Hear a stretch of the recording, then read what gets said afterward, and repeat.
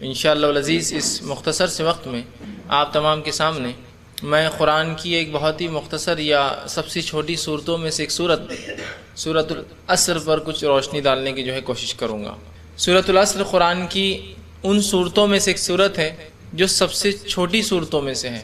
ویسے قرآن کی ایسے 3 سورے ہیں جن کے اندر جو 3 آیتوں پر جو مشتمل ہے، جن کے اندر 3 آیتیں ہیں۔ پہلے سورہ عصر، ٹھیک، دوسرا سورہ کوثر اور تیسرا سورہ نصر۔ یہ 3 ایسی صورتیں ہیں جن تینوں میں 3 آیتیں ہیں۔ گویا سب سے چھوٹی صورت 3 آیتوں پر مشتمل ہے، اور ان میں بھی سورہ عصر ان میں بھی چھوٹی صورت ہے۔ اس میں 10 الفاظ ہے کل۔ یہ 103 نمبر کا سورہ ہے، 3 آیتوں پر مشتمل ہے۔ لیکن ان آیتوں کے اندر اللہ رب العزت نے جو پیغام، جو میسج ہمیں دیا ہے، اگر اس پیغام اور میسج پر ہم غور کریں اور روشنی ڈالیں اور سمجھنے کی کوشش کریں اور اس کے مطابق زندگی گزارے، تو یہ بہت کچھ ہمارے لیے معنی اور بہت کچھ اہمیت کی حامل ہو جاتی ہے، اور بہت کچھ ہمارے لیے نجات کے راستے اور ذریعے بتاتی ہے۔ امام شافعی رحمہ اللہ اس صورت کے تعلق سے فرماتے ہیں، آپ کا مشہور و معروف قول ہے، وہ کہتے تھے کہ اگر یہ ایک صورت ہی اللہ رب العزت نازل کر دیتا، سورۃ العصر، اور اگر انسانیت اس کے معنی اور مفہوم کو سمجھ لیتی اور اس پر عمل کر لیتی تو اس کی نجات کے لیے یہ صورت کافی ہو جاتی۔ مطلب اس صورت کے اندر چند وہ بنیادی باتیں بتائی گئی ہیں جن بنیادی باتوں کو اگر انسان سمجھ لے، جو اس میں میسج، جو اس کا پیغام ہے صورت کا، اور اگر ان بنیادی باتوں کو سمجھنے کے بعد اپنی زندگی میں ان باتوں کو لا لے، اس کے مطابق عمل کر لے، تو انشاءاللہ العزیز یہ ایک صورت بھی انسانیت کی ہدایت کے لیے کافی ہو سکتی ہے۔ تو گویا صورت جملوں کے اعتبار سے، الفاظ کے اعتبار سے، آیتوں کے اعتبار سے تو بہت ہی مختصر ہے۔ 3 کسے کہیں گے؟ 3 آیتیں، اور چونکہ یہ 3 آیتوں پر مشتمل 3 صورتیں ہیں اور سب سے چھوٹی صورتیں ہیں، اسی سے فقہا لکھتے ہیں کہ نماز میں کم از کم 3 آیتیں پڑھی جانی چاہیے، چونکہ سب سے چھوٹی صورت 3 آیتوں پر مشتمل ہے۔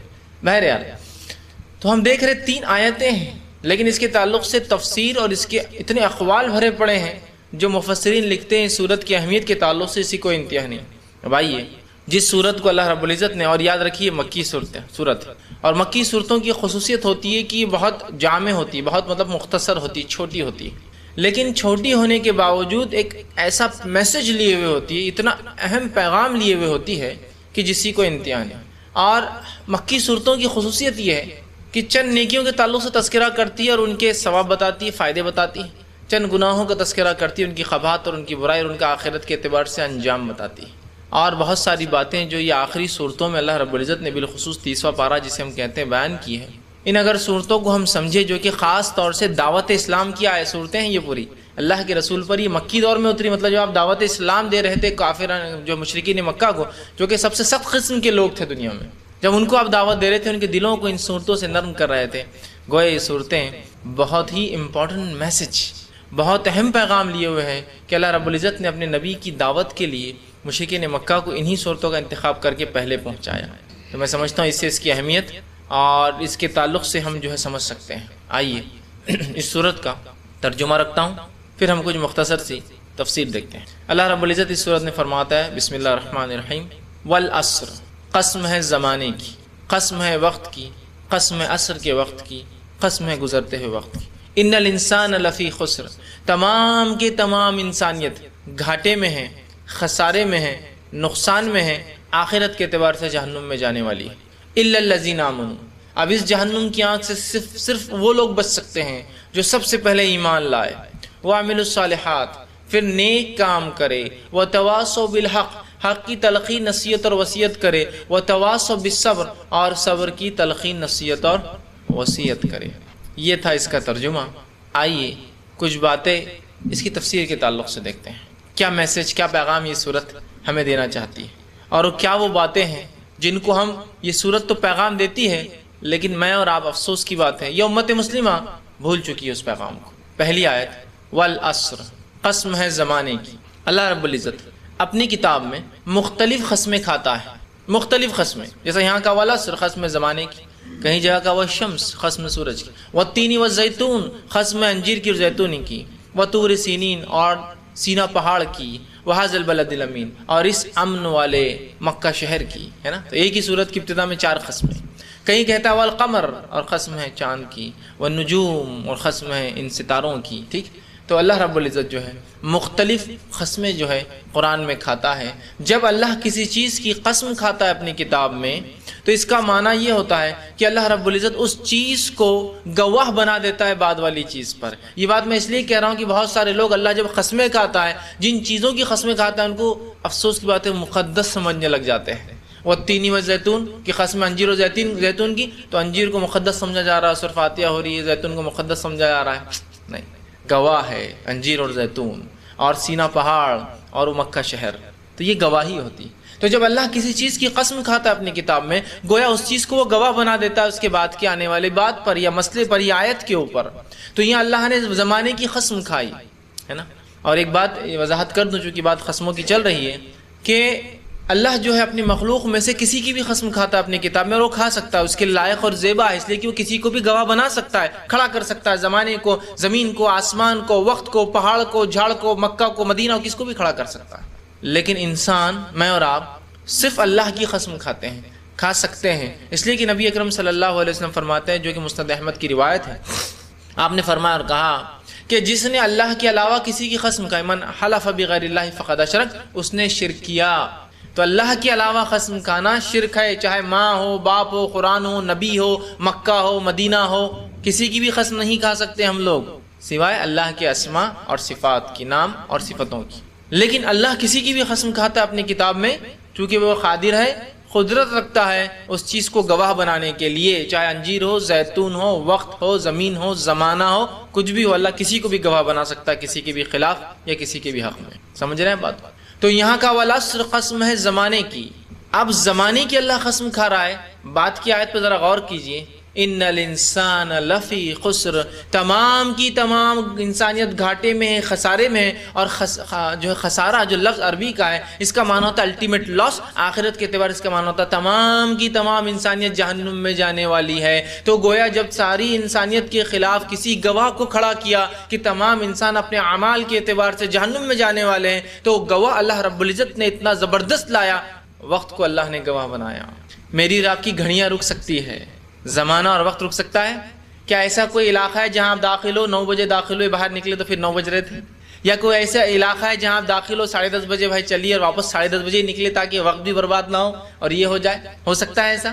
ہاں، یہ ہو سکتا ہے کہ میری آپ کی گھڑیاں بند ہو سکتی 10:30 پر، 9 پر اور 12 پر، لیکن زمانہ اور وقت کسی کے لیے رکتا ہے؟ نہیں رکتا ہے، یاد رکھیے۔ تو اللہ رب العزت نے جب انسانیت کے خسارے کی اور گھاٹے کی بات کی تو دیکھیے کتنا مضبوط اور کیسا زبردست گواہ لے کے آیا وقت اس چیز پر گواہ تھا کہ جب اللہ رب العزت نے جو ہے آدم علیہ السلام کو دنیا میں بھیجا، وقت اس چیز پر گواہ ہے کہ جب اللہ رب العزت نے آدم علیہ السلام کو دنیا میں بھیجا تو کس طرح سے آدم کے ایک بیٹے قابل نے حابیل کا قتل کیا۔ وقت اس چیز پر بھی گواہ ہے کہ کس طرح سے نوح علیہ السلام نے 950 سالوں تک اپنی قوم کو دعوت دی اور اس کے بعد بھی لوگ ایمان نہ لائے۔ وقت گواہ ہے ایمان لانے والوں پر، وقت گواہ ہے کفر کرنے والوں پر۔ وقت گواہ تھا جب اللہ رب العزت نے اپنے نبی خلیل کو، ابراہیم کو جو ہے عراق کی سرزمین پر بھیجا۔ وقت گواہ تھا جب ابراہیم علیہ السلام نے اپنے والد کو دعوت دی۔ وقت گواہ ہے جب ابراہیم علیہ السلام نے اپنی قوم کو دعوت دی۔ وقت گواہ ہے جب ابراہیم علیہ السلام نے اپنے وقت کے بادشاہ کو دعوت دی۔ وقت گواہ ہے ایمان لانے والوں پر، وقت گواہ ہے کفر کرنے والوں پر۔ وقت گواہ ہے کہ موسیٰ علیہ السلام نے کس طرح سے قبطی قوم اور ان کے اس وقت کے بادشاہ فرعون کو دعوت دی، لیکن اس نے انکار کیا۔ وقت فرعونیوں پر بھی گواہ ہے اور وقت بنی اسرائیل پر بھی گواہ ہے۔ اسی طرح وقت گواہ تھا جب عیسیٰ علیہ السلام دنیا میں آئے اور آپ نے لوگوں کو کتاب و سنت کی طرف آنے کی دعوت دی۔ اس زمانے کے مسلمان جو یہود تھے ان کو شریعت کی طرف آنے کی دعوت دی، کس طرح سے انہوں نے سازش کی، آپ کو قتل کرنے کا ارادہ کیا۔ وقت گواہ ہے ان یہودیوں پر بھی، وقت گواہ ہے ان حوارین پر بھی جو آپ پر جو ہے ایمان لائے۔ وقت گواہ ہے کہ کس طرح سے محمد صلی اللہ علیہ وسلم مکہ میں آئے، آپ نے مشرکین کو دعوت دی، کس طرح سے آپ کو مدینہ جانا پڑا، کیا کچھ تکلیفیں آپ نے اور آپ کے صحابہ نے نہ اٹھائی۔ وقت گواہ ہے ایمان لانے والوں پر، وقت گواہ ہے جنہوں نے کفر کیا۔ وقت گواہ ہے اس زمانے سے لے کر نبی اکرم صلی اللہ علیہ وسلم سے لے کر آج تک ہم تمام پر، اور وقت گواہی دیں گا ہم سے لے کر قیامت تک ہر فرد کے اوپر۔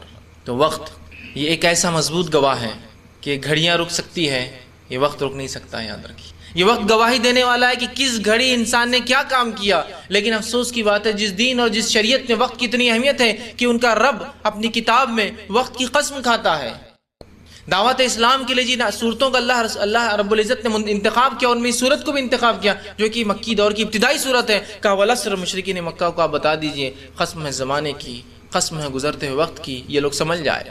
بہرحال ابھی مشرکین کو تو ہم دعوت نہیں دے رہے ہیں، لیکن یہ قسم، یہ گواہی وقت کی ہم پر بھی اتنی ہی مضبوط ہے، والعصر، کہ زمانہ مجھ پر بھی اور آپ پر بھی اتنا ہی مضبوط گواہ ہے جتنا مضبوط تمام اقوام پر اور آنے والے لوگوں پر وہ ہونے والا ہے نا۔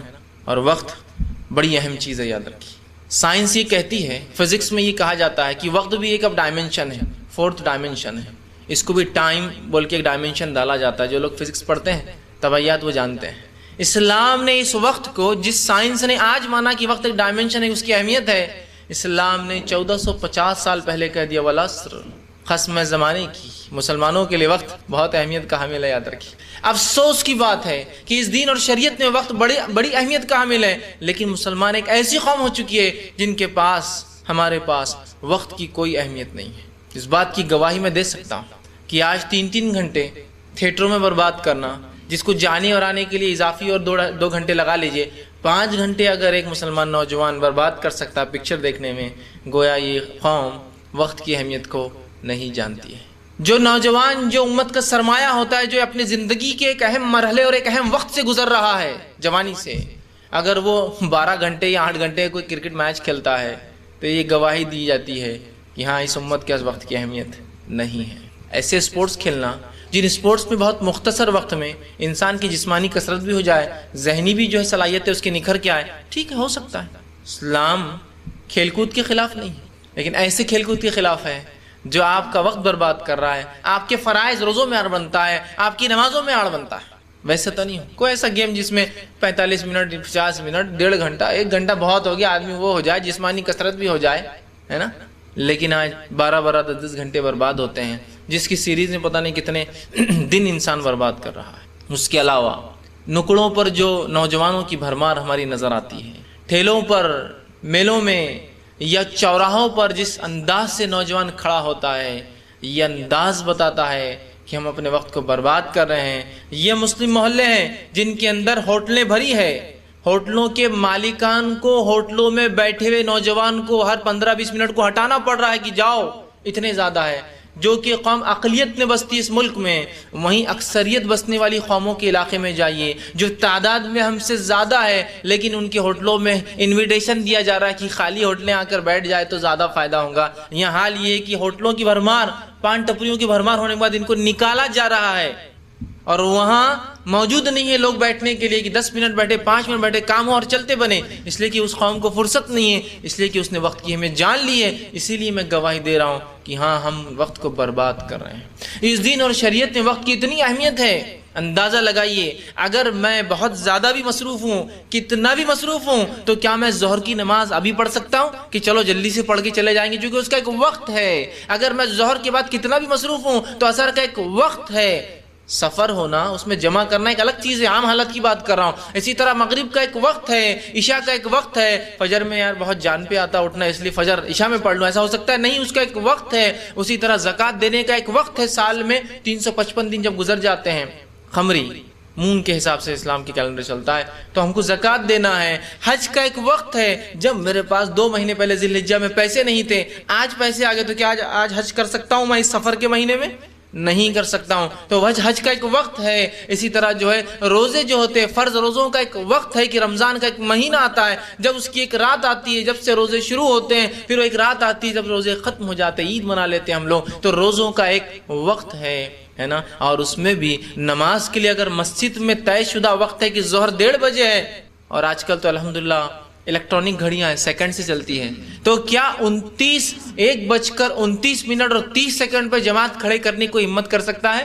1:30 ہو جاتے ہیں اور 00 سیکنڈ ہوتے ہیں تو امام صاحب اٹھتے ہیں۔ تو جس دین اور شریعت میں وقت کی اتنی کڑی اہمیت ہے، اتنی سخت پابندیاں ہیں، اس دین کے ماننے والوں کے پاس افسوس کی بات وقت کی اہمیت کیسے وہ کھو بیٹھے ہیں وقت کی اہمیت، کہ گھنٹوں، دن، مہینے، سال ہا سال اپنے برباد کیے جا رہے ہیں مختلف چیزوں میں۔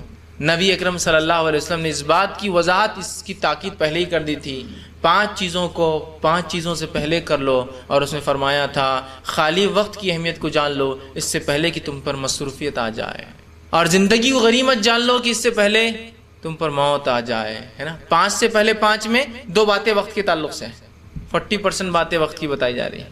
وقت کتنا اہم ہے اور ہم نے کتنا اس کو ضائع کیا ہے، اس بات سے پتہ چلتا ہے کہ مرنے والا انسان بھی اللہ رب العزت جس چیز کی التجا کرنے والا ہے وہ کیا ہے معلوم آپ کو؟ وقت ہی ہے۔ مرنے والا انسان بھی جس چیز کی گزارش اپنے رب سے کرے گا، جو مہلت جو چھوٹ مانگے گا وقت کی ہے، اللہ رب العزت فرماتا ہے سورہ مومنون سورہ نمبر 23 آیت نمبر 99 اور 100 کے اندر فرماتا ہے حتی اذا جاء احدهم الموت قال رب ارجعوا لعلی اعمل صالحا فیما ترک کلا انه کلمۃ هو قائلها ومن ورائهم برزخ الی یوم یبعثون، کہ اللہ فرماتا ہے جب تم میں سے کسی ایک کی موت کا وقت قریب آتا ہے، حتی اذا جاء احدهم الموت قال، تو وہ کہتا ہے رب ارجعوا، اے اللہ مجھے تھوڑا سا وقت اور مہلت دی جائے تاکہ واپس دنیا میں جاؤں، لعلی اعمل صالحا فیما ترک، اور جو نیکیاں چھوڑ آیا تھا، اچھے کام چھوڑ آیا تھا وہ کام کراؤں۔ تو مرنے والا بھی کس چیز کی گزارش کرنے والا ہے؟ تھوڑے سے وقت کی۔ کلا، جواب آئیں گا اللہ رب العزت کی طرف سے، ہرگز نہیں، یہ موقع تمہیں نہیں دیا جانے والا ہے، انہ کلمۃ هو قائلها، ایسا زبردست خاکہ اور ایسی زبردست تصویر انسانی فطرت کھینچیے، کلا انہ کلمۃ هو قائلها، یہ تو ایک جملہ تھا جس کو ادا کرنے کا تو پابند ہو چکا تھا، قائل ہو چکا تھا، ہے نا۔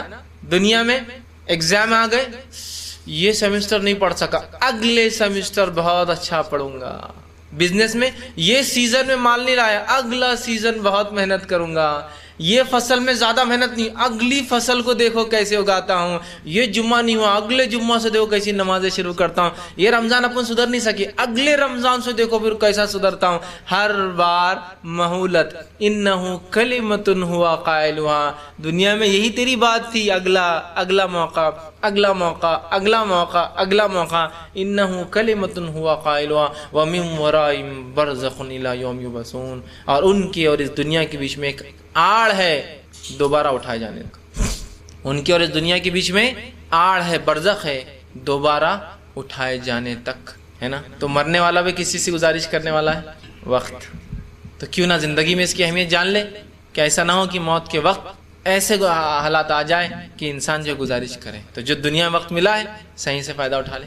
آئیے، وقت کی اہمیت صرف یہاں ختم نہیں ہوتی ہے، مرنے والا گزارش کر رہا ہے مہلت اور وقت کی، مرنے کے بعد بھی جو سوال ہونے والے ہیں ان میں بھی سوال وقت کی ہے، اس کی اہمیت کو بتانے کے لیے ہوگا۔ خبر کے اندر انسان سے کتنے سوال ہونے والے ہیں؟ 3 سوال، 3 سوال خبر کے اندر، اور مرنے کے بعد جب اٹھائے جائیں گے اللہ رب العزت کے بعد حساب اور کتاب ہوگا، اس روز سوال ہوں گے ٹوٹل 5، 3 خبر میں 5 آخرت کے سوال۔ 5 آخرت کے سوال کے تعلق سے اللہ کے رسول صلی اللہ علیہ وسلم فرماتے ہیں ابن آدم کے قدم اللہ کے سامنے جم جائیں گے جب تک کہ وہ 5 سوالات کے جواب نہ دے، وہ اللہ کے سامنے سے، اپنے رب کے سامنے سے ہٹ نہیں سکتا۔ اور یہاں ہر آدمی انفرادی انڈیویجول ایک ایک کر کے جانے والا ہے، اور کوئی وسیلہ، کوئی شفاعت، کوئی مال اور کوئی اولاد کام نہیں آنے والی ہے، ٹھیک۔ تو 5 سوالات فرماتے ہیں۔ پہلا سوال، جوانی کہاں لگائی؟ معاف کرنا، پہلا سوال، وقت کہاں لگایا؟ وقت کیا ہے؟ یہی زمانہ جو گزر رہا ہے۔ دوسرا سوال، جوانی کہاں لگائی؟ حالانکہ جوانی بھی زندگی کا جو ایک مرحلہ ہے اس کا ایک حصہ ہے۔ زندگی کہاں لگائی مطلب وقت کہاں لگایا۔ دوسرا سوال، جوانی کہاں لگائی مطلب پرائم ٹائم کہاں لگایا اپنے وقت کا، جو زندگی میں چھوٹ اور مہلت ملی تھی، اس کا ایک فیز تھا جس کو جوانی کہتے تھے، اس کو کہاں لگایا۔ 2 سوال وقت کے۔ تیسرا سوال، علم کتنا حاصل کیا، کتنا عمل کیا۔ چوتھا سوال، مال کہاں سے کمایا، اور 5واں سوال، کہاں خرچ کیا۔ 5 سوالات آخرت کے، اگر اس پرچے کو 100% مانا جائے تو 40% کوشچنز پھر ہونے والے ہیں وقت پر۔ پہلا سوال وقت، دوسرا سوال وقت، 40% ہوگا نا، 40% پرچہ تو وقت پر ہے۔ اور خبر کے 3 سوال، آخرت کے 5 سوال، ٹوٹل 8 سوال۔ 8 سوال کے 8 سوال پورے لیک، پرچہ پورا لیک ہے۔ رب کون ہے، نبی کون ہے، دین کیا تھا، لیک سب بتائیں۔ 5 سوال بالکل بتا دیے گئے ہیں نا، چھپے ہوئے نہیں۔ جو پرچہ مکمل لیک ہو اس کے بعد بھی کوئی کینڈیڈیٹ فیل ہو جائے تو اس سے بدتر کوئی شخص نہیں ہو سکتا. اسی لیے آخرت کے امتحان میں ری ایگزامینیشن نہیں ہے، چونکہ پیپر بھی بتا دیا گیا، سوال بھی بتا دیے گئے، جواب بھی بتا دیے گئے، اس کے بعد ناکامی کا سوال ہی نہیں اٹھتا ہے، فیلئر کا کوئی سوال ہی نہیں اٹھتا، ایٹی کوئی سوال ہی نہیں، چانس کا کوئی سوال ہی نہیں. تو کتنا بدنصیب ہے وہ نوجوان، وہ شخص جس کو امتحان کا پورا پرچہ بتایا جائے، اس کے بعد بھی سوال اور جواب دیے جائے، اس کے بعد بھی فیل ہو جائے، اور سوال و جواب وہی بتائے جو پرچہ سیٹ کرنے والا ہو، اور اس کے بعد بھی فیل ہو، تو اس کو چانس دینا صحیح بات ہے، نہیں دینا چاہیے ایسے انسان کو چانس. تو آخرت میں بھی 5 میں سے 2 سوال کس چیز کے ہیں؟ وقت والعصر. یہیں تو بتایا جا رہا وقت کی اہمیت. اس کے بعد وقت کی اہمیت کے مراحل ابھی ختم نہیں ہوئے. جہنم تو پچھتائیں گے وقت کو، جہنمی تو پچھتائیں گے وقت کو غلط جگہ لگانے کے اوپر. لیکن آپ کو پتا ہے حدیث میں آتا ہے جنت میں بھی جنتی کو ایک پچھتاوا ہونے والا ہے. پھر سے سنیے، حدیث میں آتا ہے جنتی کو بھی جنت میں ایک چیز کا پچھتاوا ہونے والا ہے. جنت میں اگر کسی چیز کا پچھتاوا ہے تو وہ چیز کتنی اہم ہو سکتی ہے اندازہ لگایا جا سکتا ہے. جنت الٹیمیٹ گول ہے کہ مومن کا وہاں جانا چاہتا ہے، چاہے جس بھی درجے کی مل جائے، ہے نا، چاہے وہ دروازے کے بازو والا ہی سب سے چھوٹا حصہ بھی مل جائے، ہے نا. جیسا کہ وہ الفاظ آتے ہیں صحیح مسلم کی روایت میں کہ آخر شخص جو جنت میں جائیں گا وہ دروازے پہ آنے کی مانگ کریں گا اور کہیں گا اللہ بس وہ دروازے کو بازو تھوڑی سی جگہ دے دو پھر میرے کو، وہ بھی چل جائیں گا، ہے نا. تو وہ بھی الٹیمیٹ سکسیس، کامیابی ہوں گی. وہ شخص جو جنت کے دروازے کے بازو کی بات کر رہا ہے کہ وہ بھی مل جائے تو اس کے لیے وہ کامیابی ہو جائیں گی اس وقت. تو آپ دیکھیے، اندازہ لگائیے، اس جنت میں جانے کے بعد بھی ایک چیز کا پچھتاوا ہے. وہ کیا پچھتاوا؟ حدیث میں الفاظ ہیں جب جنتی جنت میں داخل ہوں گے اور جب جنت میں داخل ہونے والے لوگ جنتیوں کے مقامات دیکھیں گے، درجات. جنتیوں کے مقامات سمجھتے آپ؟ درجات. اور جنت کے درجے اونچے اور جہنم کے درجے نچلے ہیں. تو جب جنت کے اونچے درجات کو دیکھیں گے جنتی لوگ تو جنت میں جانے والا شخص کہیں گا ہائے افسوس.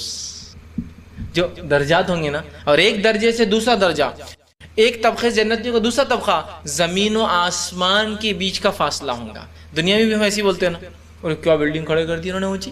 تو اونچائی سے انسان کی عظمت، اہمیت، اثر، رسوخ، مال و دولت کیا سمجھ میں آتا ہے نا انسان کو. کیا بلڈنگ بنا دی، 4 مالے کی، 10 مالے کی، 50 مالے کی بلڈنگ ہے نا. اور جہاں بھی آپ دوسرے ملک جاتے ہو، ارے وہ کیا ملک ہے، اس میں تو 100 مالے کی بلڈنگ ہے. تو کہا اونچائی اچھا ہے نا. اور جتنا اونچا رہے ہے نا اتنا اہم مانا جاتا ہے نا. یہ بات ہے. یہ الگ بات ہے کہ ہمارے علاقوں میں لفٹ نہیں بلکہ اونچا ہم نہیں رہتے ہیں، لیکن جو لوگ شہروں میں رہتے ہیں انہیں پتا ہے جتنا اونچا اتنے مہنگے فلیٹس ہوتے ہیں اور اتنی سہولتیں وہاں تک پہنچائی جاتی ہیں. ٹاپ فلیٹ سب سے کاسٹلی ہوتا ہے جو چھت پر ہوتا ہے. تو اونچائی کو ہم سمجھتے ہیں نا، تو ہاں یہ انسانی فطرت ہے. جنت بھی اونچی.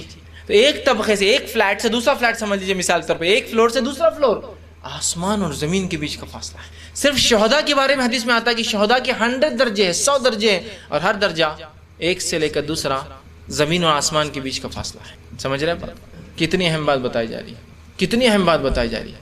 تو جب درجات کو دیکھیں گے تو کہیں گے ہائے افسوس، دنیا میں وہ وقت جو میں نے فلاں کام میں برباد کیا تھا، اگر صحیح جگہ لگاتا، اللہ کے ذکر میں لگاتا، تو شاید میرا ایک درجہ بلند ہو جاتا. شاید ایک درجہ بلند مطلب زمین و آسمان کے برابر میں اونچا ہو جاتا ہے ایک اس میں. تو جنتی بھی جس ایک چیز کا پچھتاوا کرنے والے، وہ کیا معلوم؟ وقت. کتنی اہم چیز ہے نا وقت. لیکن افسوس کی بات ہے ہمارے لیے تو سب سے آسان چیز ہے گنوانے کے لیے وقت. بہت سے لوگ تو ایسے ہمارے معاشرے میں کہ ٹائم پاس چاہیے ان کو، مطلب ٹائم پاس نہیں ہو رہا ہے، گزر نہیں رہا ہے ان سے بیچاروں سے، اللہ رحم کرے. تو کچھ لوگ سونے میں ٹائم پاس کرتے ہیں، سونے میں. اور زیادہ سونے والوں کو تو میں بار بار کہتا ہوں ان کا تو بڑا عجیب معاملہ ہے. دنیا کی زندگی جو ملی ہے اس میں سے ویسے بھی 8 گھنٹے، 6 سے 8 گھنٹے انسان سونے میں لگاتا ہے، جو کہ 24 گھنٹے کے اعتبار سے 8 گھنٹے اگر انسان سوتا ہے اور اگر 60 سال جیتا ہے تو 20 سال سونے میں لگاتا ہے، بچتے ہیں 40 سال صرف. اور اگر کوئی انسان اس میں بھی ایکسس چلے جائے، ہے نا، رات میں 9 بجے سو رہے اور صبح 9 بجے اٹھ رہے، تو گویا آدھی زندگی یہ سونے میں ڈالتا ہے. 12 گھنٹے سوتا ہے نا. اور اگر 12 گھنٹے سونے کو نہیں ملا تو آج نیند نہیں ہوئی یار برابر، تو دوپہر میں اور سو جاتا 2-3 گھنٹے.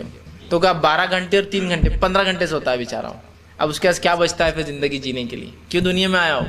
حالانکہ اگر دنیا کی حقیقت ہم جان لیں تو مرنے کے بعد خبر میں کیا ہے معلوم آپ کو؟ سونا ہی سونا ہے. الٹیمیٹ سونا سونا سونا سونا، آخرت تک سونا ہے. نیکوکار ہوں گے تو اطمینان سے سو رہے ہیں، جو کہ ایسی عیش اور عشرت میں جو 7 اسٹار 17 اسٹار اور 107 اسٹار اور 1007 اسٹار ہوٹل بھی نہیں دے سکتی آپ کو، اتنے آرام سے سو رہے ہیں. لیکن اگر تکلیف ہے تو پھر تو بہت مشکل ہو گئی. 60 سال کی زندگی نے اثر ڈال دیا غلط تو پھر تو بہت مشکل ہے. قیامت تک رونا اور رونا اور رونے کی تکلیف میں جو 3rd ڈگری اور 38 ڈگری پنشمنٹ اور 303 ڈگری اور 3003 ڈگری سے بھی زیادہ ہو جائیں گا. بہت خطرناک ہے. سونا ہی تو سونا تو ہے ہی نا, مطلب مسئلہ سونے میں کہاں نہیں ہے. جنت میں جا کے بھی آرام ہی کرنا ہے, کچھ بھی کام نہیں ہے نا. تو پھر تھوڑی سی زندگی کو ہم سمجھ کیوں نہیں پا رہے, اس وقت کی اہمیت کیوں نہیں سمجھ پا رہے. اور ایک بات یاد رکھیں, جس قوم نے وقت کی اہمیت جانی, جس سماج نے وقت کی اہمیت جانی, جن لوگوں نے وقت کی اہمیت جانی, وہ دنیا میں بھی سرخرو ہوئے. یاد رکھیں, دنیا میں سرخرو ہوئے. ایمانی کیفیت چھوڑ دیجیے, میں ابھی ایمان کی بات نہیں کر رہا ہوں, جو لوگ وقت کی اہمیت جان کر ایمان لائے, نہیں. جس بھی قوم نے وقت کی اہمیت جانی, چاہے مسلمان ہو غیر مسلم ہو, وہ دنیا میں سرخرو ہوئی, دنیا میں کامیاب کہلائی. اور جن قوموں نے دنیا میں وقت کی اہمیت نہیں جانی, وہ دنیا میں تو بدحال ہوئی. آخرت کا ایک الگ مسئلہ ہے, وہ ہم ڈسکس نہیں کر رہے, ایمانی کیفیت کی بات نہیں ہو رہی یہاں, دنیا کے حالات. جس قوم نے وقت کی اہمیت جانی ہے نہیں ہے. یورپ اور امریکہ کیا ملک تھے, یہ خانہ بدوش لوگوں کے علاقے تھے. آج بھی یورپ اور امریکہ انسانی رہائش کے علاقے نہیں ہیں, وہاں آبادیاں بڑھ نہیں سکتی انسانی. جس طرح سے ہندوستان اور چائنا کا حال ہے, یہاں آبادی کو نیچرل گروتھ کو فل چانسز ہے. موسم اس طرح سے بنا ہوا ہے, 3 موسم فرسٹ کلاس, بارش ہوتی ہے 4 مہینے, سردی ہوتی ہے 4 مہینے, گرمی ہوتی ہے 4 مہینے. انسانی نسلیں بڑھتی ہیں یہاں. وہ تو علاقے بھی نہیں انسانی نسلوں کے بڑھنے والے, برف گرتی تو 8 مہینے برف گر رہی ہے صرف. انسانی نسلیں نہیں بڑھ سکتی ایسے علاقوں. اس کے باوجود بھی جب اپنے وقت کی اہمیت جانی, سائنس اور ٹیکنالوجی میں دنیا کی اہمیت جانی, اس کا مطلب وقت کی اہمیت جانی, آگے نکل گئے, دنیا جا کر ان سے سیکھ کر آ رہے, ٹائم مینجمنٹ کیسا ہونا چاہیے, وقت کا صحیح استعمال, کم وقت میں زیادہ کام کیسے کوئی قوم کر پاتی ہے نا. دیکھیے آپ ان کی مثال, وقت کی اہمیت جان لی انہوں نے, چاہے کسی بھی فیلڈ میں ہو. آج اگر آپ کو انڈیا میں تجارت کرنا ہے تو شاپ ایکٹ لائسنس بنانے کو آپ کو 15 دن لگتے ہیں. نہ اس قوم نے وقت کی اہمیت جانی, نہ سماج سمجھتا ہے, چاہے مسلمان ہو غیر مسلم ہو, وقت کی اہمیت نہیں جانی. شاپ ایکٹ بنانے 15 دن, اکاؤنٹ کھولنے 10 دن, ویریفیکیشن کو 5 دن, اس میں بھی یہ ہو رہا اور وہ ہو رہا ہے. آپ کو پتا ہے یورپ اور امریکہ میں اگر آپ کسی بزنس کو چالو کرنا چاہتے ہیں, ایک صاحب مجھے بتانے لگے کہ میرا ایک بزنس جو ہے, میری نوکری چھوٹ گئی جاب, جس دن میری جاب چھوٹی تو میں نے اسی دن اپنا بزنس چالو کیا. میں نے کہا بڑی تعجب کی بات ہے, آپ نے جس دن نوکری چھوڑی اسی دن جاب آپ کا بزنس چالو. کہاں, جب مجھے نوکری سے نکالا گیا, وہاں سے نکلا اور ودن 4 hours my business was on line. میں 4 گھنٹے میں آن لائن تھا. میرا کریڈٹ کارڈ ریڈی تھا, میرا ڈیبٹ کارڈ ریڈی تھا, میری چیک بک میرے پاس تھی, میرے پاس ایک ویلڈ لائسنس تھا بزنس کرنے کا. 4 گھنٹے میں صرف انہوں نے اپلائی کیا آن لائن, اور 4 hour کے اندر بینک سے ان کو passbook, cheque, credit card, debit card آ چکا تھا. اور ودن 4 hours جس دن میری جاب چھوٹی اسی دن دوپہر تک میں بزنس میں آن لائن تھا. وقت کی اہمیت جان لی اس قوم نے, کہ اسے پتا ہے کہ ایک آدمی جب جاب چلی جاتی ہے ایسے ملک میں جہاں ہر روز گزارے کے لیے کم از کم اس کو 50 پاؤنڈ کی ضرورت ہے, کمانا بڑا اہم ہوتا ہے, تو ظاہر سی بات ہے بزنسز بھی اتنے فاسٹ ہے کہ آپ کو 4 گھنٹے میں آن لائن لا کر آپ کا بزنس کھڑے کر دے رہے ہیں. سمجھ رہے ہیں بات؟ قوموں نے وقت کی اہمیت جان لی ہے. افسوس کی بات ہے مسلمان وقت کی اہمیت نہیں سمجھ رہا ہے. ہم وہی پتہ نہیں کس زمانے میں گزر رہے ہیں. میں باوائے آدم کا زمانہ بھی نہیں کہہ سکتا, اس لیے کہ آدم علیہ السلام بھی وقت کی اہمیت جانتے تھے, تو ان کی ایگزامپل میں نہیں دے سکتا ہوں. لیکن ایک مثال جو دی جاتی ہے, مطلب ایک ایسے زمانے میں جا رہے جہالت کے, جس جہالت میں ہم نے ایک بڑی اہم چیز, ایک بڑے اہم مرحلے کو بھول گئے, وہ ہے وقت. تو اللہ رب العزت جو ہے اس آیت میں قسم کھاتا ہے, والعصر, قسم ہے زمانے کی, کہ مسلمانوں اس وقت کی اہمیت کو سمجھو. اے قوموں, اے انسانوں, اس وقت کی اہمیت کو سمجھو. جو بہت قلیل وقت, اتنا کم وقت تمہیں 60-70 سال ملا ہے, اس کی اہمیت کو سمجھو. اور جب گزر جاتا ہے, اس کی خصوصیت ہے لوٹ کر واپس نہیں آتا. اسی لیے تو اسے عصر کہا جاتا ہے. عربی زبان میں عصر کا معنی ہوتا ہے نکل جانا اور دوبارہ واپس نہ جا پانا. جس طرح سے نیمبو کو نچوڑ دیا جاتا ہے تو رس نکلنے کے بعد کیا رس واپس ڈال سکتے ہیں؟ نہیں, اسی کو کہتے ہیں عصر, واپس نہیں جا سکتا. دودھ, تھن سے دودھ نکال لیا گیا جانور کے, کیا آپ واپس ڈال سکتے تھن میں دودھ؟ نہیں, وہ نکل گیا, واپس نہیں جا سکتا. اسی طرح وقت چونکہ ہاتھ میں رکتا نہیں, نکل جاتا ہے, گزر جاتا ہے, اسے بھی عصر کہا جاتا ہے, گزر جاتا ہے. چاہے کتنا ہی افسوس کر لو کہ میں نے اپنی جوانی کہاں لگائی, واپس لا سکتا ہوں؟ کتنا ہی افسوس کر لوں کہ میری کالج اور اسکول کی لائف میں نے خراب کی, واپس لا سکتا ہوں؟ نہیں, گزر جاتا ہے تو آتا نہیں ہے, اس کی خصوصیت ہے. اس لیے جب ملتا ہے تو صحیح فائدہ اٹھا لینا چاہیے. تو جن قوموں نے وقت کا صحیح فائدہ اٹھایا, ایمان کے ساتھ وہ دنیا میں بھی کامیاب ہوئی اور آخرت میں کامیاب ہوئی. اور جن قوموں نے وقت کا صحیح فائدہ اٹھایا, ایمان کے بغیر دنیا میں کامیاب ہوئی, آخرت میں ناکام رہیں گی. تو گویا وقت کا فائدہ اٹھانے والا کچھ نہ کچھ فائدہ ہی پا رہا ہے. جو قوموں نے ایمان نہ لائے لیکن وقت کو سمجھا, دنیا میں تو سرخر ہو رہی ہے آج. اور جس نے ایمان کے ساتھ وقت کی اہمیت جانی, وہ تو دونوں جگہ کامیاب ہے. صحابہ اس کی جیتی جاگتی مثال، اور سلف صالحین اس کے بعد کے اسلاف کا ایک 4 صدیوں کی جو مثال میں دے سکتا ہوں کہ 4th سینچری اللہ کے رسول کے بعد 4تھی صدی مطلب 12ویں صدی تک مسلمانوں نے کیا کچھ دنیا میں کارنامے انجام نہیں دیے. ایسے ایسے کارنامے چونکہ انہوں نے ان کے رب کے طرف سے دیے گئے جو اپوائنٹڈ ایک اجل، ایک وقت، ایک گھڑی، ایک مہلت، ایک پیریڈ تھا، اس اجل اس گھڑی کا صحیح فائدہ اٹھا لیا تھا کہ دنیا میں بھی سرخرو ہوئے، آخرت میں بھی انشاءاللہ العزیز وہ کامیاب نسلیں ہیں. سرخرو ہوئے، ایسے سرخرو ہوئے کہ سائنس اور ٹیکنالوجی میں ایسی ایجادات کی گئی، دنیا کے اندر جو کتاب و سنت کی سمجھ اور فقہ میں ایسی بہترین نمایاں اور شاہکار انہوں نے نکالے جس سے انسانیت کو دین پر عمل کرنے میں سہولت ہو اور دنیا کے اندر جینے میں سہولت ہو. دونوں میں کام کیے کہ وہ 4 صدیاں کتاب و سنت کے اعتبار سے سب سے بہترین لوگ تھے، اور وہی 4 صدیاں سائنس اور ٹیکنالوجی میں اتنے آگے تھے کہ دنیا کو یہ کہنا پڑا کہ یہ قوم اپنے وقت سے 1000 ایئرز آگے چلتی، ایڈوانس چلتی، 1000 سال آگے چلتی، 1000 سال آگے چلتی. ایسے انہوں نے ایسے کارنامے، ایسی ایجادات دی انسان کو. اور آپ کو پتہ ہے وقت کے بارے میں مسلمان اتنے سنجیدہ تھے کہ وقت کے لیے گھڑیوں کی ایجاد کی گئی، ڈائریکشن، چونکہ عبادتوں کا ایک وقت ہے ہمارے پاس، ڈائریکشن کی چیزیں ایجاد کی گئی. اور دنیا کہہ رہی کہ دیکھو مسلمانوں نے آج کیا کچھ نہیں کیا، اس لیے کہ ڈائریکشن کی ضرورت مسلمانوں کی تھی. دنیا میں انہیں پتہ کرنا تھا کہ قبلہ کہاں ہے. جب قبلہ کہاں ہے پتہ کر سکے تو یہ بھی پتہ کر سکے سمندروں میں سفر کیسے کیا جائے گا، کہ گریس کہاں ہے اور یونان کہاں ہے اور امریکہ کہاں اور چائنا کہاں ہے، وہ بھی پتہ، چونکہ آسان ہوگا، ڈائریکشن ایک بار پتہ چل گئے، قبلہ کیسے پوائنٹڈ ہوتا ہے تو ہر چیز پتہ چل گئی. ویسے قبلہ پوائنٹ آؤٹ کرنا ایک ٹف جاب ہے. قبلہ ایسٹ ویسٹ جو ہے اپنے کمپاس پہ نہیں چلتا ہے، جیسے میگنیٹ ہوتا ہے نا، وہ ہمیشہ ایک ڈائریکشن میں ہوتا ہے. قبلہ تو سینٹر میں ہے. جب کوئی سینٹر کا لوکیشن ڈیٹیکٹ کر سکتا ہے، کارنرز نہیں، تو ظاہر سی بات ہے وہ کوئی بھی ایریا ڈیٹیکٹ کر سکتا ہے. سفر آسان ہو گئے، ٹیکنالوجی ایوالو ہوئی، اس لیے کہ مسلمان حج کو ہر سال جاتے تھے. لہٰذا اگر سمرقند میں بھی ایک نئی چیز ایجاد ہوتی ہے، اگلے سال حج کے ذریعے وہ پہنچ جاتی ہے مکہ میں، اور مکہ سے نکل کے اسپین پہنچ جاتی ہے اگلے سال. 2 سال میں ٹیکنالوجی ادھر سے نکل کے دنیا کے وہ کونے پہنچ جاتی ہے. عبادت کر رہے ہیں اللہ کی، لیکن وقت کی اہمیت جانتے ہیں تو ساتھ میں ایجادات بھی ٹرانسفر ہو رہی ہے عبادت کے ساتھ. تو انہوں نے وقت کی اہمیت جان لی، وہ قوم سرخرو ہوئی. افسوس کی بات ہے کہ انہوں نے کیا کارنامے انجام دی وہ آج ہمیں بھی نہیں پتہ ہے، اس لیے کہ ہم وقت کی اہمیت کہاں جانتے ہیں. وقت کی اہمیت جانیں گے تو پتہ چلے گا. جن لوگوں نے وقت کی اہمیت جانی سمجھا کیا کچھ کر دکھایا ہے نا. بہت سی بار لوگ بولتے ہیں یہ لوگ کیوں آگے ہیں، چلو ان کے بارے میں پڑھتے ہیں کیا کرتے ہیں یہ.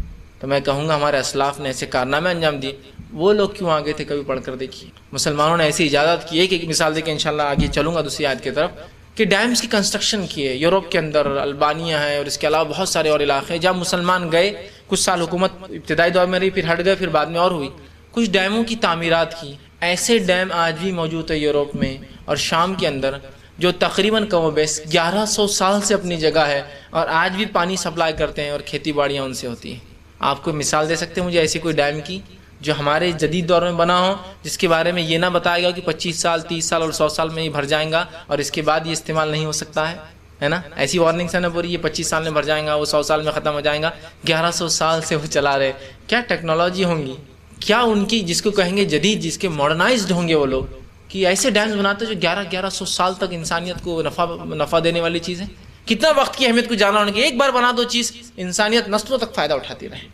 سمجھ رہے ہیں بات کو؟ تو کہا والعصر، قسم ہے زمانے کی، ان الانسان لفی خسر، کہ وقت تم پر گواہ ہے انسانوں، تم گھاٹے اور نقصان میں آخرت کے اعتبار سے جہنم میں جانے والے ہو. تمام کی تمام انسانیت گھاٹے، نقصان، خسارے، جہنم میں جانے والی ہے. گویا اعمال کے اعتبار سے ہم لوگ ایسے اعمال کر رہے ہیں کہ عمل ہمیں کبھی فلاح کامیابی نہیں دلا سکتے، ہم جہنم میں جانے والے. تو کہا ان الانسان لفی خسر، انسان تمام کے تمام گھاٹے، نقصان اور خسارے میں ہے. والعصر، اور اس پر کون گواہ ہے؟ وقت گواہ ہے. اور یہ خسارہ آخرت کا، اور آخرت میں خسارے کا معنی الٹیمیٹ لاس جہنم میں صرف.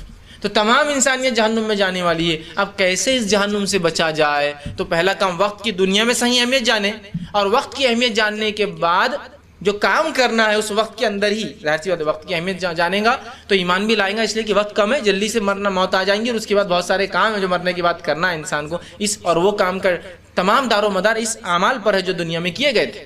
تو 4 اعمال کرنے ہوں گے وقت کی اہمیت کو جاننے کے بعد، تو تم فلاح اور کامیابی، آخرت کے اعتبار سے کامرانی، آخرت کے اعتبار سے سکسیس، جنت پا سکتے ہو. وہ کام کیا ہے؟ الا الذین آمنوا، پہلا کام کرنا ایمان لاؤ. جو وقت کی اہمیت جانتا ہے وہ ایمان بھی پہلے لاتا ہے، اس لیے کہ وہ جانتا، عقل مند ہوتا ہے، وقت کم ہے، جانا ہے، موت ہے، رب کے سامنے حاضری ہے، اس سے پہلے اچھے اعمال کرو. تو کہا الا الذین آمنوا، پہلی شرط آخرت کے خسارے سے بچنے کی کیا ہے؟ ایمان لے آئے. ایمان لے آئے. ایمان کیا ہوتا ہے؟ ایمان کا معنی ہوتا ہے بلیف، یقین، اور یہ شک کا الٹ ہوتا ہے، یا اس کا الٹ شک ہوتا ہے۔ یقین کر لے کہ کوئی بنانے والا ہے، اور ایمان بالخصوص اگر ہم کہیں تو وہ یہ ہوں گا جو اللہ کے رسول صلی اللہ علیہ وسلم سے صحیح مسلم اور صحیح بخاری کی روایت ہے۔ آپ سے سوال ہوتا ہے ایمان کیا ہے، جو کہ جبرائیل علیہ السلام نے کیا تھا، حدیث جبرائیل کہلاتی ہے حدیث، عمر ابن خطاب رضی اللہ عنہ کے راوی ہے، اس میں بہت سے سوال آتے ہیں، اس میں سے ایک سوال تھا ایمان کیا ہے، آپ نے فرمایا آمنت باللہ، ایمان پوچھتے ہو تو سنو، ایمان وہ ہے کہ اللہ پر ایمان لاؤ، وہ ملائکتی، اس کے فرشتوں پر ایمان، وہ کتبی، اس کی کتابوں پر ایمان، وہ رسولی، اس کے رسولوں پر ایمان، والیوم الاخر، اور آخرت دن پر ایمان، والقدر خیری و شری، اور تقدیر پر کہ اس کا اچھا برا ہونا اللہ کی طرف سے۔ کتنی باتیں بتائی گئی ایمان میں خاص؟ 6 باتیں، اس پر ایمان لانا ہے۔ الا الذین آمنوا، سوائے ان لوگوں کے جو ایمان لائے، ان پر ایمان لانا ہے مجھے اور آپ کو، اور اسی ایمان کی دعوت دینا ہے۔ بہت سارے لوگ ایمان کی بات کرتے ہیں، دعوت کی بات کرتے ہیں ایمان کی، کبھی پوچھ لیا جائے ایمان کیا ہے تو 5 10 6 7 8 12 15 کچھ بھی چلتا ہے ان کا، بات ایمان کی ہوتی ہے لیکن ایمان کیا ہے وہ پتہ نہیں ہوتا بیچاروں کو آخر تک، اللہ رحم کرے، جہالت کا یہ حال ہے، بات ایمان کی، ایمان کیا ہے نہیں بتا سکیں کبھی۔ تو پہلی شرط ایمان لائے 6 چیزوں پر، جیسے کہ ایمان لانے کا حق ہے، اتنی تفصیلات کا موقع نہیں میرے پاس۔ اللہ پر ایمان مطلب یہ کہ اس کی توحید کو قبول کیا جائے، اس کے ساتھ شرک نہ کیا جائے۔ فرشتوں پر ایمان یہ کہ اللہ نے ایک ایسی مخلوق بنائی جس مخلوق کو مختلف کام اللہ نے دے رکھے ہیں، وہ مخلوق وہ کام کرتی ہے اور کبھی اللہ کی معصیت یا گناہ یا ناراضگی اللہ کو نہیں لاتی، یا اللہ کو کی جو ہے نافرمانی کبھی نہیں کرتی۔ یہ بات اس لیے کہہ رہا ہوں کہ بہت سے لوگ کہتے ہیں کہ ابلیس جو شیطان جو ہے وہ فرشتہ تھا، اس کے بعد نافرمانی کیا، اس لیے وضاحت کر رہا ہوں، وہ نافرمانی نہیں کرتے، وَيَفْعَلُونَ مَا يُؤْمَرُونَ، جو اللہ حکم دیتا ہے وہ کر گزرتے ہیں، فرشتے نافرمانی نہیں کرتے۔ شیطان جو تھا، ابلیس جس کا نام ہے، وہ پہلا جن تھا۔ اس تعلق سے وضاحت اللہ رب العزت نے سورہ کہف سورہ نمبر 18 آیت 50 میں تھی، وَإِذْ قُلْنَا لِلْمَلَائِكَةِ اسْجُدُوا لِآدَمَ فَسَجَدُوا إِلَّا إِبْلِيسَ وَكَانَ مِنَ الْجِنِّ فَفَسَقَ عَنْ أَمْرِ رَبِّهِ، اور جب تیرے رب نے حکم دیا کہ فرشتوں کو جھک جاؤ آدم کے سامنے، تمام کے تمام جھک گئے، إِلَّا إِبْلِيسَ، سوائے ابلیس کے، وَكَانَ مِنَ الْجِنِّ، وہ جنوں میں سے تھا، فَفَسَقَ عَنْ أَمْرِ رَبِّهِ، اس نے اللہ کے رب کا یا اپنے رب کے حکم کو ٹال دیا۔ ٹھیک۔ تیسرا کتابوں پر ایمان، کتابوں پر ایمان یہ کہ اللہ رب العزت نے انسانیت کی ہدایت کے لیے کتابوں کا نزول کیا، چومنے چاٹنے قسمیں کھانے دفنانے گاڑنے لکھ کے لگانے کے لیے نہیں، اللہ نے ہدایت کے لیے اس سے ہدایت حاصل کی، رہنمائی اور نور ہوتی ہے وہ کتابیں، یہ ایمان ہے، یاد رکھیے۔ اور جو حکم دیتی ہے اس پہ عمل کرنا ہے، اسے روکتی ہے اسے رکنا ہے۔ اور اس کے بعد نبیوں پر ایمان کہ اللہ نے نبی بھیجے کہ اس کتاب پر کیسے عمل کیا جائے، وہ نبی کی زندگی اس کی تفسیر ہوتی ہے اس کتاب کی۔ نبی صرف اس لیے نہیں ہوتا کہ نام نہاد ہم محمد رسول اللہ صرف کلمہ پڑھیں، یا مختلف دور میں لوگوں نے جو کلمات پڑھے اپنے انبیاؤں کے، صرف اس لیے نہیں ہے کہ کلمے پڑھے جائے، اس لیے کہ اس کی زندگی کو اپنے لیے نمونہ بنایا جائے۔ ہم نے نبی اکرم صلی اللہ علیہ وسلم کلمہ تو پڑھا لیکن آپ کی زندگی کو نمونہ نہیں بنایا، آپ کی زندگی کو بس وہ ایسا چوم کر رکھ دینے والا معاملہ بنا دیا، عملاً تو کسی اور کے طریقے پہ ہم چل رہے ہیں۔ 5 چیز آخرت پر ایمان کہ ہم مردہ تھے، اللہ نے ایک زندگی دی، پھر ایک موت ہے، اور پھر ایک زندگی، تو ایک زندگی ہے، حساب و کتاب ہے ہر انسان کو کہ یہ کا بدلہ دیا جانے والا۔ اور چھٹا چیز تقدیر پر ایمان کہ اس کا اچھا یا برا ہونا اللہ کی طرف سے، اچھا کیا تو اللہ نے، برا کیا تو یہ صاحب نے، اچھا کیا تو اللہ نے، برا کیا تو شیطان نے، نہیں، اچھا یا برا ہونا اللہ کی طرف سے ہے، یہ ہے تقدیر پر ایمان۔ تو پہلی شرط ایمان لائے، وَعَمِلُوا الصَّالِحَاتِ، دوسری شرط نجات پانے کی، کامیابی حاصل کرنے کی، نیک اعمال۔ اب تھوڑا غور سے لوگ سن لے، جو لوگ اس چیز میں، اس عقیدے میں مطمئن ہیں، شرابور اپنے آپ کو بالکل فل فلیش سمجھ رہے کہ بس سکسیس تو مل گئی، میرا عقیدہ درست ہو گیا، میں شرک نہیں کرتا ہوں، میں بدعت نہیں کرتا ہوں، اور میں کوئی عمل بھی نہیں کرتا ہوں اس کے ساتھ، لیکن میرا عقیدہ درست ہے نا، تو میرے عقیدے کی درستگی کی بنیاد پہ انشاءاللہ میں سکسیسفل ہو جاؤں گا۔ عقیدے کی درستگی کی بنیاد پر ہم اور آپ جب سکسیسفل ہو سکتے، جب اعمال کرنے کی اجازت نہ دی جائے، جیسے صحابہ کو مکے میں نہیں دی جا رہی تھی،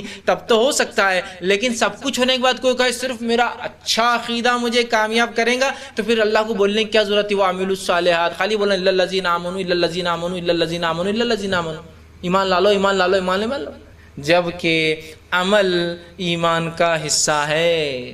یہ ان لوگوں کی غلط فہمی دور کر رہا ہوں جو خالی ایمان کو کافی سمجھ کے عمل سے زندگی خالی، ارے نماز نہیں پڑھو تم، اپنا عقیدہ بہت درست ہے، نماز کی کیا ضرورت ہے؟ ارے تم نے یہ عمل اب تک نہیں کیا، تم اچھائی کا حکم نہیں دیتے ہو، اپنا عقیدہ بہت ایک دم ایک دم کلین ہے اپنا عقیدہ، اس وجہ سے اپن جو ہے ضرورت نہیں اپنے کو انشاءاللہ یہ سب چیزیں اللہ اپنی معاف کر دیں گے، نہیں، اس لیے کہ اللہ نے کیوں کہا وَعَمِلُوا الصَّالِحَاتِ۔ اور یاد رکھیے سلف کا، اہل سنت والجماعت، صحابہ کی جماعت کا عقیدہ العمل من الایمان، عمل ایمان میں ہے، جو عمل کو ایمان سے الگ کرتا ہے وہ اس کا عقیدہ اور ایمان بھی درست نہیں ہے، چونکہ اللہ کے رسول صلی اللہ علیہ وسلم کی حدیث خود اس کی دلیل ہے۔ آپ نے فرمایا ایمان کی 70 سے زیادہ 77 تک شاخیں ہیں، اول شاخ لا الہ الا اللہ، یہ کہنا نہیں کوئی معبود سوا اللہ کے برحق، یہ کہنا، اور آخری شاخ ہے راستے سے تکلیف دہ چیز کو ہٹانا۔ تو العمل من الایمان، عمل تو ایمان کا حصہ ہوا نہیں ہوا، آخری شاخ کیا؟ راستے سے تکلیف دہ چیز کو ہٹانا۔ تو ہٹانا عمل آیا نا اس کے اندر، تو خود حدیث بتا رہی ہے کہ عمل تو ایمان کا پارٹ ہے، جز ہے، اس کے بغیر ایمان بھی مکمل نہیں ہو سکتا، لیکن چونکہ امپورٹنٹ پارٹ ہے اس لیے الگ سے بولا جا رہا ہے۔ تو کوئی کہے میں توحید پڑھتا ہوں لیکن میری نمازیں نہیں ہوتی، تو پھر اس کی توحید ہی مکمل نہیں ہے۔ ہاں میں توحید پر ہوں لیکن میری حکومت نماز کی اجازت نہیں دیتی ہے، مسجدوں کو ڈھا دیتی ہے، ہم چپ کر پڑھتے ہیں جس وجہ سے کچھ نمازیں چھوٹ جاتی ہیں، انشاءاللہ اس کے لیے ایمان کافی ہے، وہ مجبور ہے۔ یہاں حالت تو یہ ہے کہ آپ کو نمازوں کے لیے راستہ بند کرنے کی اجازت ہے۔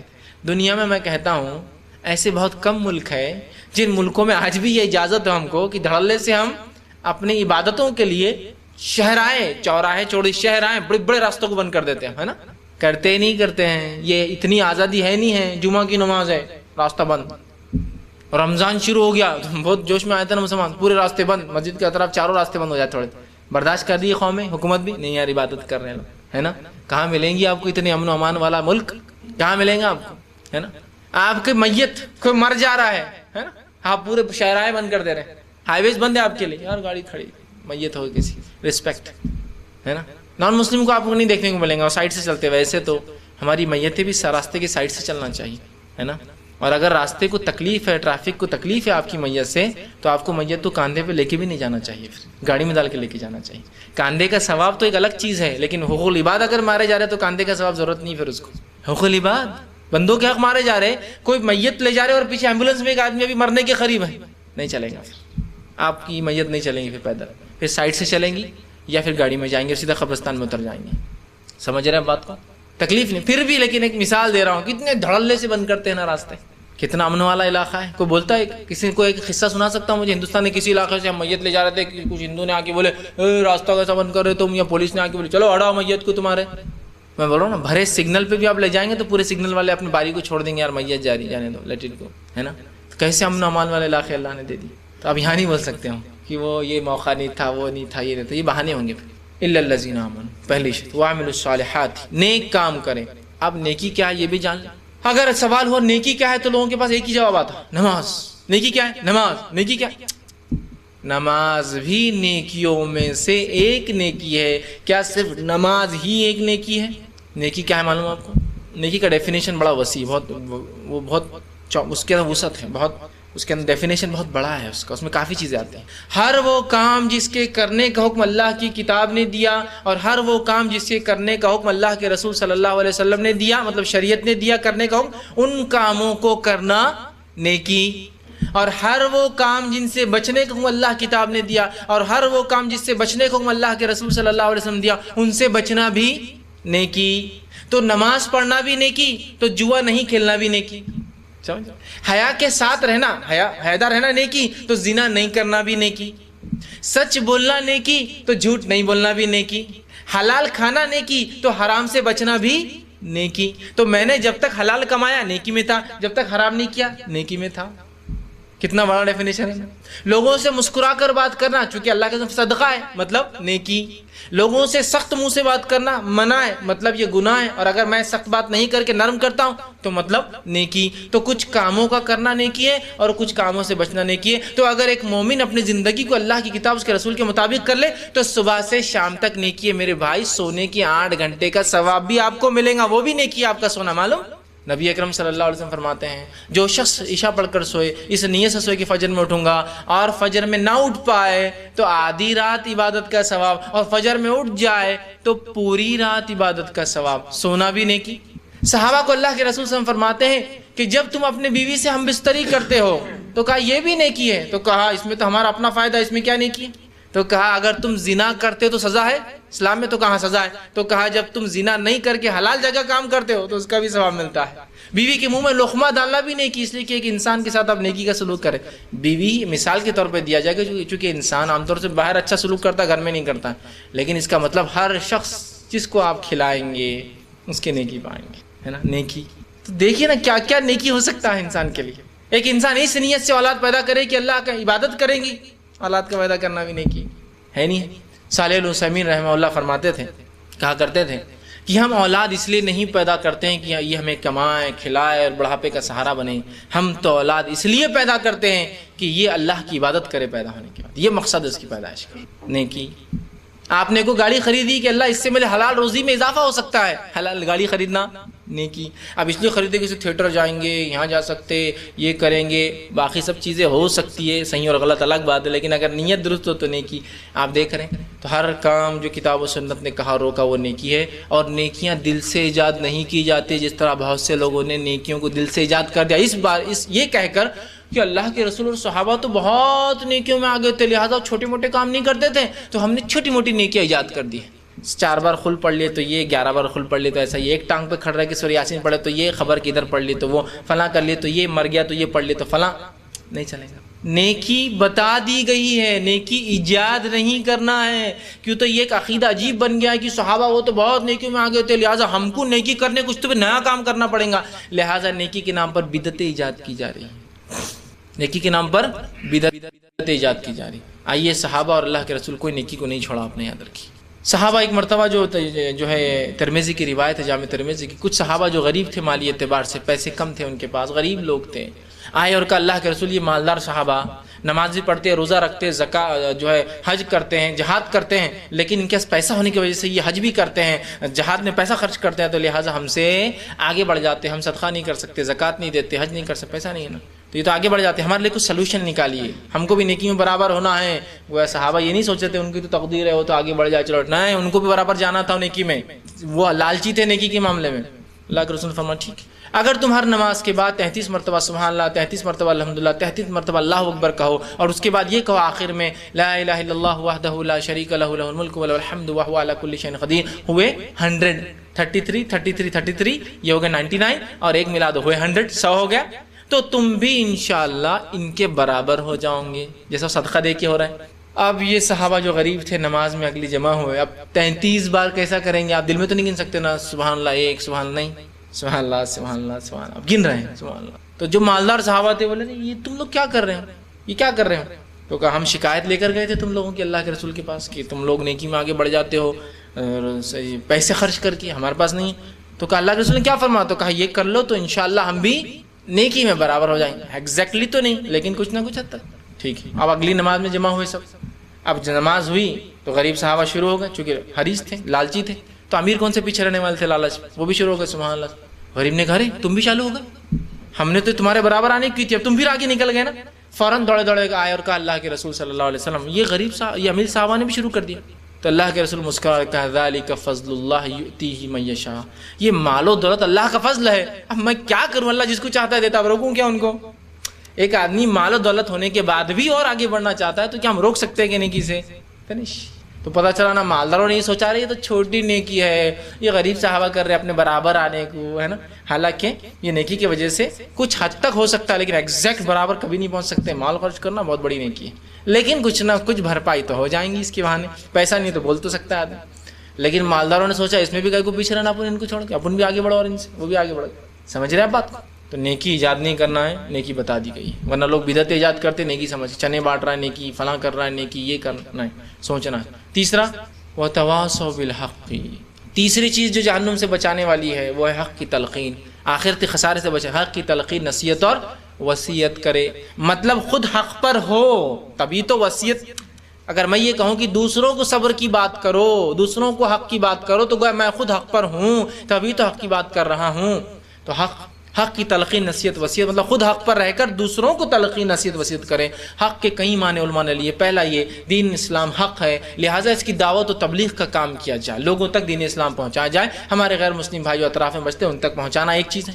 دوسرا یہ حق سے مراد حقوق، رائٹس جو ایک دوسرے کے ہے، والدین کے، بیوی کے، بچوں کے، رشتہ داروں کے، پڑوسیوں کے، ہے نا، اسی طرح راستے چلنے والے مسافروں کے، ہے نا، مسکینوں کے، غریبوں کے، سمجھ رہا، حقوق دے۔ دوسرا معنی یہ لیا مفسر نے۔ تیسرا معنی لیا کہ ضرورت پڑنے پر حق کی گواہی دی جائے، چاہے پھر ظالم اور جابر حکمراں کے سامنے کیوں نہ کھڑے نہ پڑے۔ یہ بھی حق کی تلقین نصیحت اور وصیت میں، ضرورت پڑنے پر حق کے لیے گواہی دی جائے، جیسا کہ سورہ یاسین کے اندر جب وہ 3 انبیاء آئے اور تینوں پہ لوگوں نے الزام لگا اور کہا اگر تم نہ جاؤ تو تمہیں ہم پتھر مار کے قتل کر دیں گے، تو ایک انسان جو اپنے ایمان کو چھپا بیٹھا تھا وہ شہر کے دوسرے کونے سے دوڑتا اور کہا اے لوگو میں بھی ایمان لاؤں ان لوگوں کے ساتھ، تاکہ اس نے سوچا جب تک یہ 3 نبی نکل جائے اس قوم سے، ہے نا۔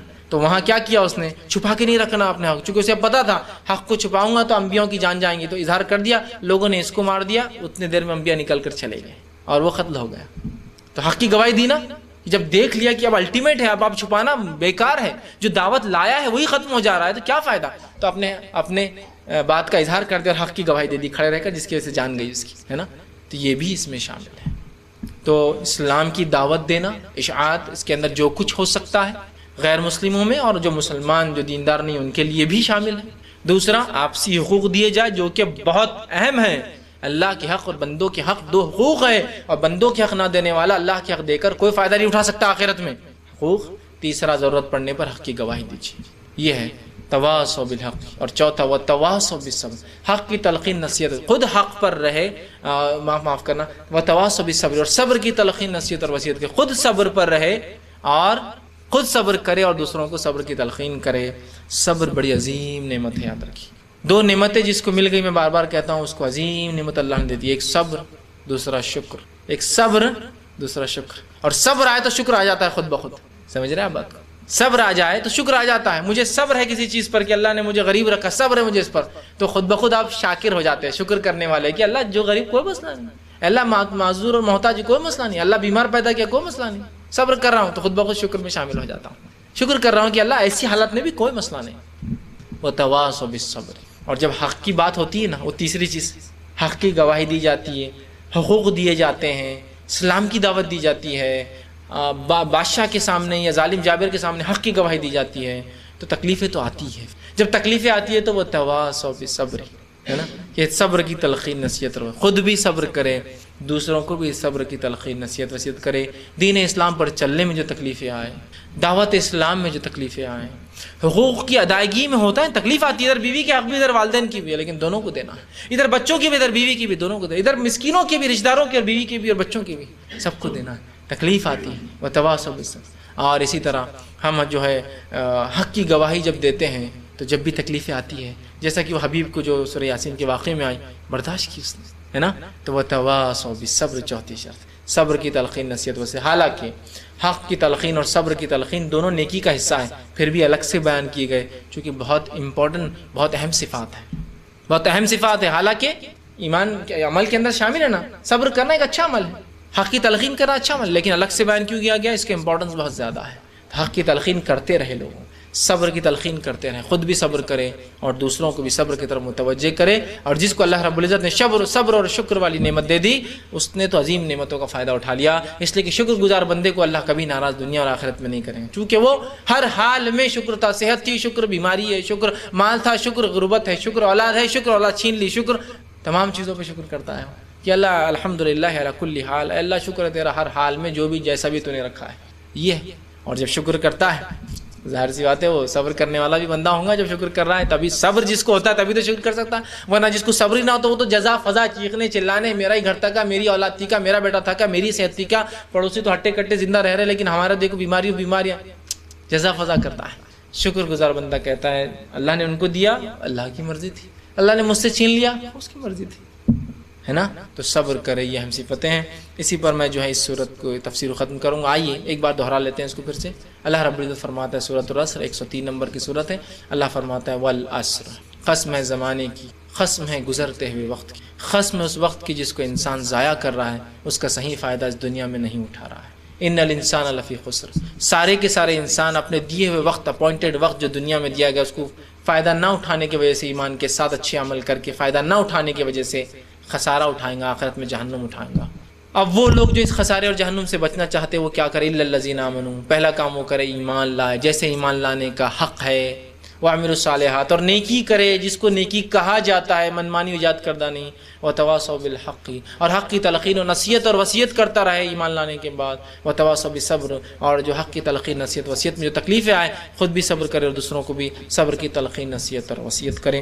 اسی پر میں اپنی بات کو ختم کروں گا۔ اللہ رب العزت سے دعا ہے کہ اللہ سبحانہ تعالیٰ جو کچھ کہا سنا گیا اس سے عمل کی توفیق عطا فرمائے، ہم تمام کو جو ہے صحیح سمجھ عطا فرمائے دین اور اسلام کی، اس پہ عمل کرنا آسان کرے، اور تمام وہ صفتیں اور اوصاف جو اللہ چاہتا ہے اس کے نیک بندوں میں وہ صفتیں ہمارے اندر پیدا کرنا اللہ ہمارے لیے آسان کر، وہ صفتیں ہمارے اندر اور ہماری نسلوں میں پیدا کر، ہمیں وقت کی صحیح اہمیت جو ہے اللہ سمجھنے کی توفیق دے اور اس کا صحیح فائدہ اٹھانے کی توفیق دے، جب تک ہمیں زندہ رکھے، اسلام اور ایمان پر زندہ رکھے، خاتمہ ایمان پر ہو۔ وآخر دعوانا ان الحمد للہ رب العالمین۔